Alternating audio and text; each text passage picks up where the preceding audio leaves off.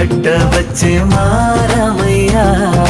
పెద్దలు వేసిన అక్షతలు, దేవుడు పంపిన దీవెనలు, ఇవిలో కుదిరిన దంపతులు ఈ చోట కలిసారు ఈ వాటికి.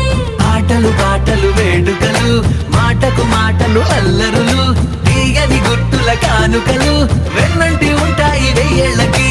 రారండో వేడుక చూద్దాం, ఈ సీతమ్మని రామయ్యని ఒకటిగా చేసేద్దాం, ఆడేద్దాం.